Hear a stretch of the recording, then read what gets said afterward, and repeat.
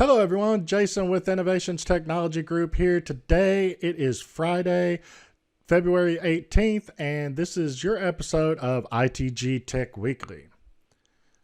Now this week's episode starts off with the NFL.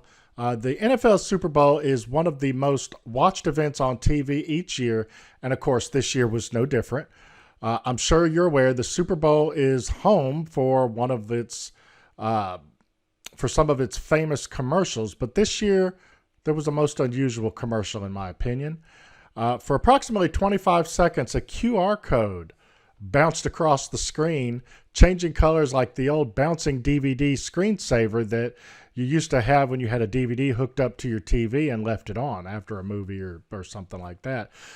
But if you took your smartphone and you opened up your camera app and pointed it at the TV, you would have been taken to Coinbase's website where you could sign up for an account and get $15 worth of Bitcoin for free. I think the ad was, apparently brilliant because people whipped out their phones and began scanning the QR code.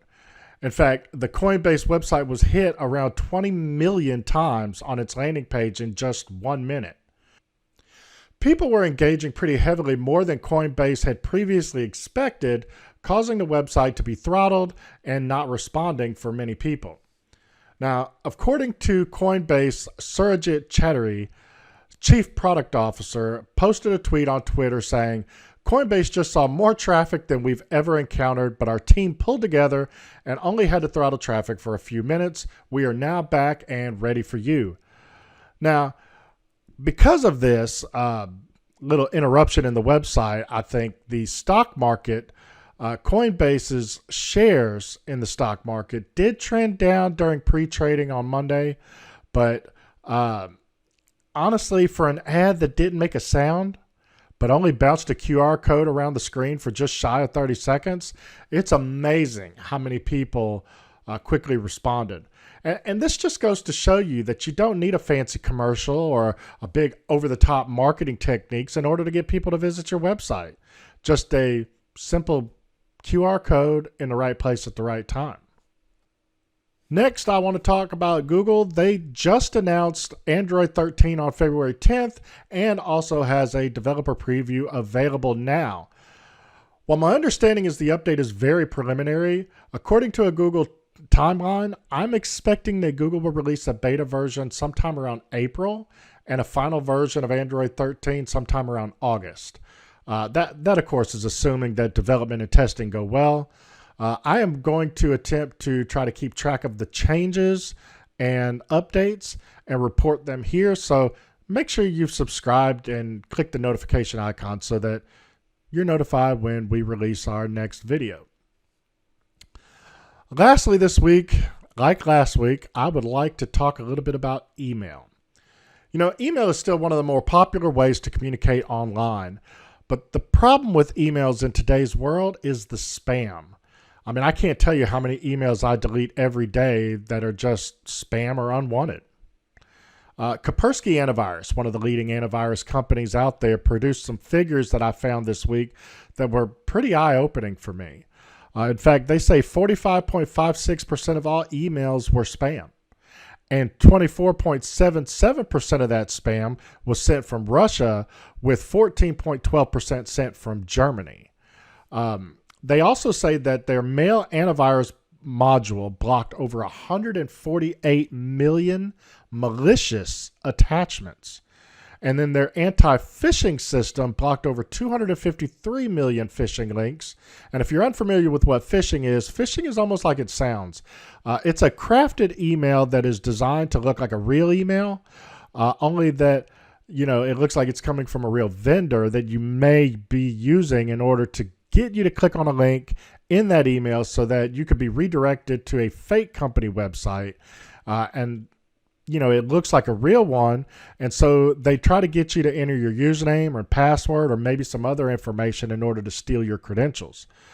But with those numbers above there that I just talked about, these numbers are just astonishing. And keeping in mind that I believe this is just what they were able to detect based on their customer base sharing information with them.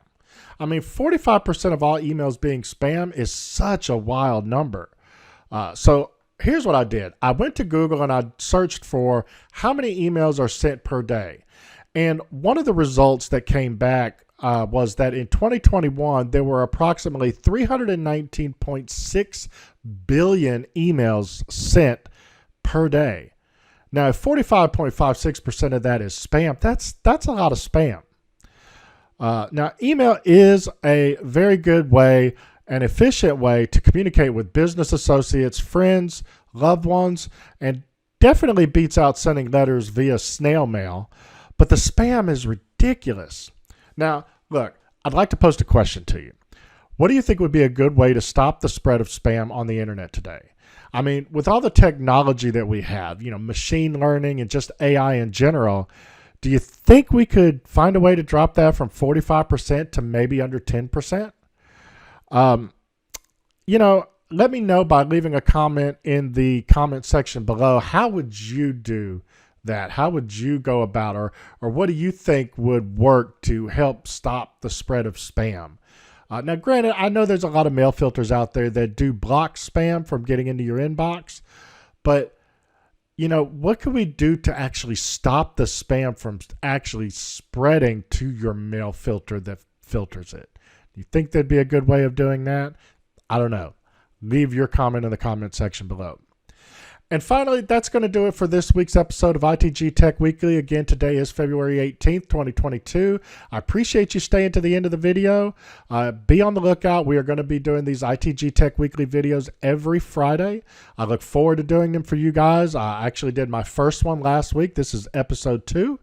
And so I really appreciate you again sticking around to the end of the video. If you like the content here on the channel, go check it out. There's a lot of unboxing videos. I'm going to start doing more reviews. I actually have a video that I need to put together, which I will put together this afternoon for you guys to show what I'm doing with my Samsung Galaxy Tab S6 Lite.